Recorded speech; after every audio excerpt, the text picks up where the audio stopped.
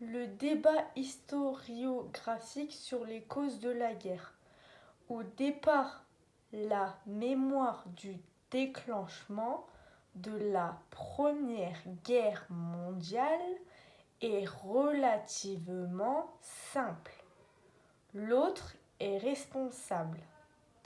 Cette mémoire, autant officielle que populaire, évolue tout au long du XXe siècle grâce aux travaux des historiens.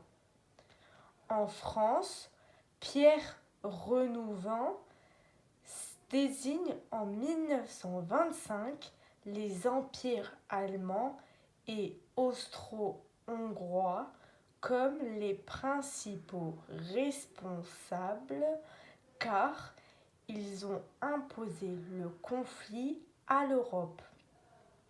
Renouvin continue de minimiser le rôle de la France dans le déclenchement du conflit. De son côté, Jules Isaac aborde cette question sous un autre angle car, par pacifisme, il veut éduquer les jeunes générations dans la haine de la guerre. Il insiste donc sur la responsabilité partagée à des degrés divers entre les différents pays. En 1961, l'historien allemand Fritz Fischer explique dans Les débuts de la guerre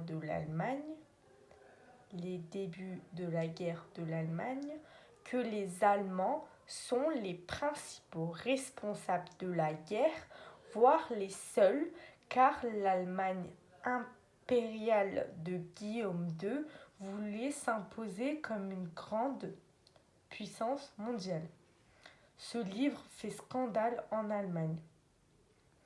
Le centenaire de l'éclatement de la Première Guerre mondiale a été l'occasion d'un froissonnement de travaux dans un contexte plus apaisé. Les historiens insistent sur la pluralité des causes, notamment le nationalisme-colonialisme. Pourtant, l'historien australien Christopher Clark, en 2013, dans son ouvrage Les somnambules, souligne la responsabilité collective et le rôle de la Serbie et de la Russie au détriment de celle des empires centraux. La mémoire occultée d'une guerre sans nom. En 1954, la France fait tout pour minimiser l'insurrection algérienne. L'État et l'armée, par des événements, les opérations de police, l'action de maintien de l'ordre, par des événements, des opérations de police, les actions de maintien de l'ordre et la pacification. Tout est fait pour éviter d'employer le terme de guerre. Juste après la guerre, des lois d'amnistie sont votées en 1962, 64, 68 et 82. Par exemple, les membres de l'OAS. À partir de 1962, on entre dans une période d'amnésie. Les mémoires sont occultées, passées sous silence. Il s'agit d'oublier cette guerre et d'en parler le moins possible. Les raisons de ce silence sont nombreuses. Oublier une série de défaites, évacuer le traumatisme de 2 millions de soldats. De Gaulle et Pompidou veulent masquer les divisions internes en France et donner une illusion d'une unité nationale et l'omniprésence de la mémoire de la résistance. Dans les années 80-90, on passe à la suivante, on assiste au réveil des mémoires de la guerre d'Algérie portée par des groupes de mémoire différents. La mémoire des Pieds Noirs, rapatriés en France, qui doivent trouver place dans la société française. Certains nourrissent une nostalgie pour l'Algérie. Nostalgie. La mémoire des anciens soldats revenus traumatisés qui ont d'abord enfui la mémoire de la guerre, d'autant plus les lois amnistie permettent d'occulter des débats autour de la torture. Ces appelés réclament le statut d'anciens combattants qui obtiennent en 1974. À partir des années 90, leurs paroles se libèrent et cela permet la multiplication des travaux d'historiens et la réalisation des documentaires. La mémoire des harkis qui estiment avoir été trahis par la France. L'armée française a tardé à des rapatriés en 1962. Une fois en France, ils ont été installés dans des camps pour longtemps. Et les anciens combattants du FLM, c'est les dirigeants du nouvel État et qui veulent, à travers une mémoire officielle, légitimer leur pouvoir. Jusque dans les années 80, l'histoire de la guerre d'Algérie est très parcellaire et les mémoires sont communautaires.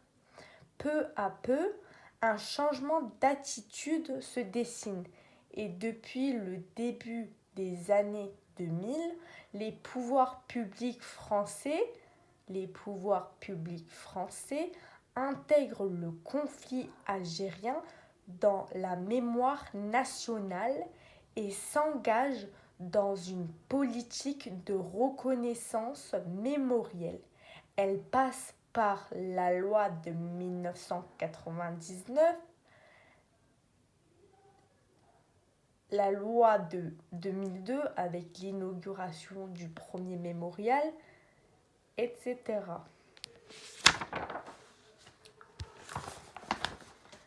La justice internationale au Rwanda. Immédiatement après le génocide, le 8 novembre 1994, l'ONU met en place à Arusha un TPIR, Tribunal pénal international du Rwanda. Son but est de juger les principaux instigateurs du génocide, les responsables politiques et militaires. De 1994 et 2015, le TPIR a jugé 95 personnes, dont Jean-Paul Akayusu. Le TPIR a fait objet de critiques. Les rescapés estiment ne pas être pris en compte et les responsables du FPR n'ont pu être jugés. Au Rwanda, les gouvernements avaient le choix entre promulguer des lois d'amnistie ou juger un maximum de responsables en un minimum de temps, les Gachakas. Les conditions nécessaires pour la pacification des sociétés, je répète, les conditions nécessaires pour la pacification des sociétés. Le rôle de la justice internationale a été de ne pas laisser les principaux responsables impunis pour éviter qu'ils ne cherchent à corrompre, la justice de leur pays. Au tribunal de Nuremberg, 2 nouvelles notions juridiques ont été créées. Le crime contre l'humanité, par l'auteur Pasht et le génocide par Raphaël Lemkin. Le crime contre l'humanité, c'est la politique d'assassinat systématique et programmée d'une population ciblée par des critères ethniques, raciaux, religieux, nationaux, dans le but de la faire disparaître. Dans les années 90, de nouveaux crimes sont apparus et ont eu besoin de gérer les TPI, Tribunal pénal international.